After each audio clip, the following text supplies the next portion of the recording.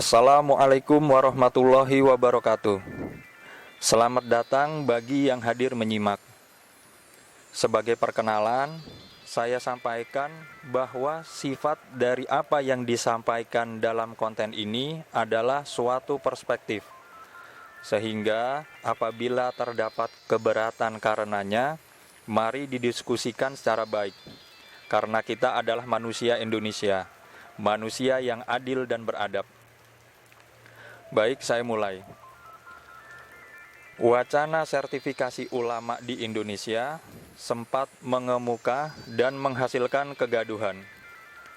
Kegaduhan muncul karena dugaan lahirnya wacana sertifikasi ulama tersebut dilandasi motif mempersulit gerak kelompok yang dianggap berseberangan.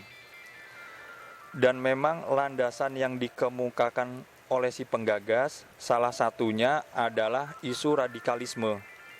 Isu radikalisme sendiri sebelumnya sudah akrab ditujukan bagi mereka yang dianggap berseberangan dengan si penggagas tadi. Jadi tidak berlebihan apabila wacana sertifikasi ulama diduga merupakan strategi politik belaka.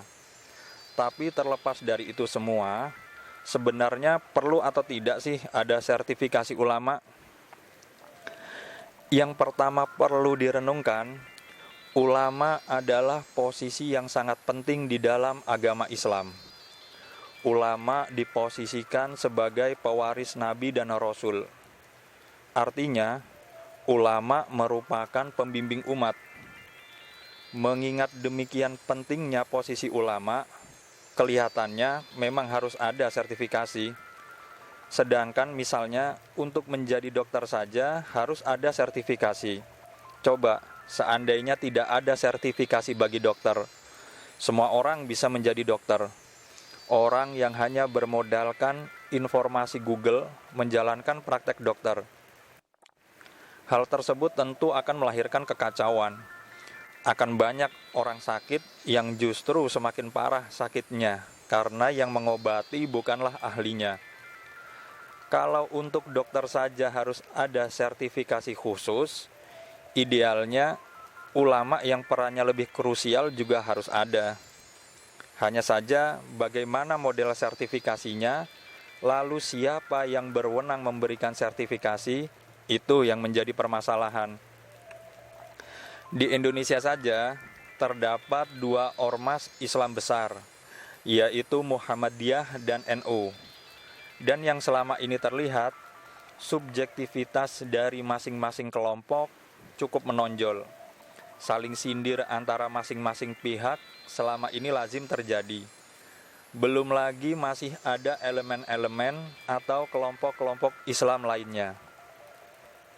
Dan misalkan semua elemen disatukan dalam satu wadah, apa hal tersebut mungkin?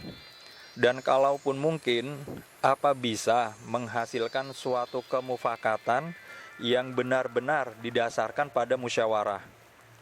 Majelis Ulama Indonesia saja yang dianggap mewakili semua elemen Islam di Indonesia, fatwa-fatwanya terkadang masih mendapat pertentangan dari sebagian kelompok Islam itu sendiri. Dan dahulu pun sudah ada Masyumi yang merupakan wadah semua elemen-elemen Islam Indonesia. Akhirnya terjadi perpecahan juga. NU keluar, bahkan terkesan seperti menjadi oposan dari Masyumi. Sepertinya bagi umat Islam Indonesia, tidak ada pihak yang dianggap netral sehingga bisa diterima oleh semua. Sehingga siapa yang berwenang memberikan sertifikasi ulama menjadi persoalan yang belum ada solusinya. Tetapi membebaskan semua orang bisa mencitrakan dirinya sebagai ulama juga merupakan suatu permasalahan. Seseorang yang belum layak digelari ulama tetapi berperan sebagai ulama berpotensi besar menyesatkan umat. Mengingat untuk memberi tafsir pada suatu dalil misalnya, selain harus berbekal ilmu, juga harus dengan hati yang bersih, objektif, bebas kepentingan. sehingga tafsirnya tidak sesat dan menyesatkan, juga tidak condong kepada kepentingan tertentu.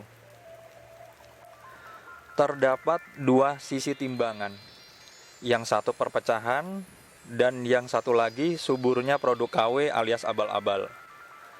Kalau ditimbang-timbang, kelihatannya lebih baik memilih sisi suburnya produk KW alias abal-abal. Karena produk KW masih bisa disiasati dengan pencerdasan konsumen. Sedangkan perpecahan menghasilkan lingkaran konflik yang selalu berputar dan kembali di titik yang sama. Pihak yang menang menindas yang kalah. Kemudian ketika yang kalah esok menang, berganti membalas. Begitu seterusnya tiada akhir. Jadi memang berbahaya apabila sertifikasi ulama dilakukan di negara yang elemen-elemen Islamnya masih terpecah belah. Akhirnya memang umat yang harus cerdas, sehingga tidak mengikuti orang yang mencitrakan diri sebagai ulama, padahal sebenarnya dari ilmu dan laku belum layak. Terdapat pendekatan yang menurut saya fair untuk memilih ulama panutan, yaitu dengan melihat latar belakang keilmuan. Dari mana seorang ulama menimba ilmunya. Contoh misalkan seperti Gus Baha.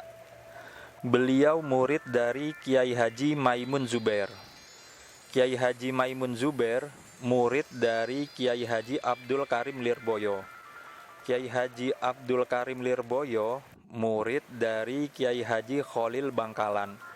Dan Kiai Khalil Bangkalan murid dari Syekh Nawawi Al-Bantani.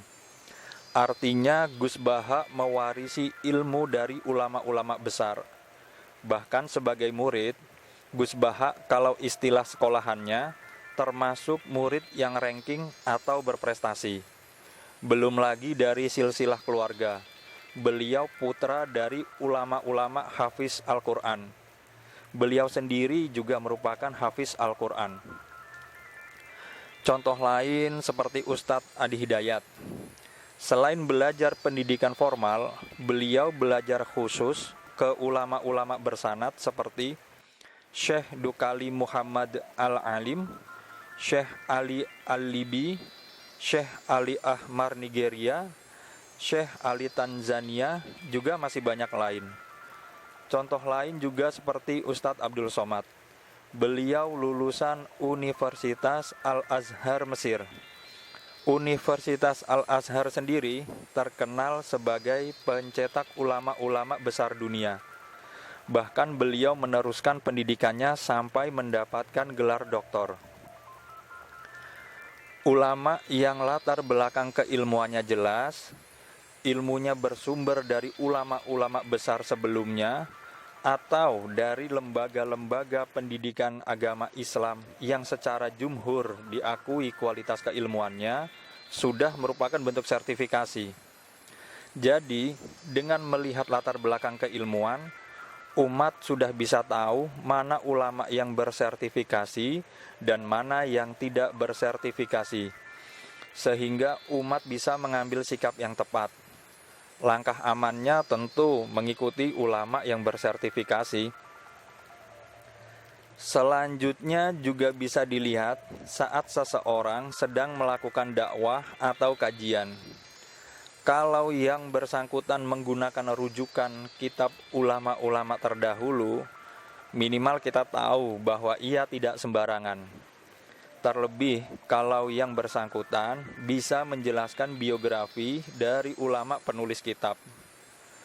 Ulama dari mazhab apapun seharusnya tidak menjadi masalah, selama masih dalam lingkup 4 mazhab besar, agar lebih amannya. Yang penting latar belakang keilmuannya jelas, bersumber dari ulama-ulama besar atau lembaga pendidikan Islam yang memang secara jumhur diakui kualitas keilmuannya. Tetapi bukan berarti orang-orang yang tidak termasuk ke dalam kriteria sertifikasi tadi, ia tidak boleh memotivasi kepada kebaikan. Setiap muslim harus berdakwah, mengajak atau memotivasi diri sendiri juga orang lain agar tetap berpegang pada tali Allah. Hanya saja kalau tidak termasuk ke dalam kriteria sertifikasi tadi, posisinya hanya sebatas orang yang mengajak atau memotivasi. Tidak boleh diposisikan sebagai ulama. Wilayahnya mengajak atau memotivasi agar tetap konsisten menjalankan syariat Allah sesuai mazhab yang dianut.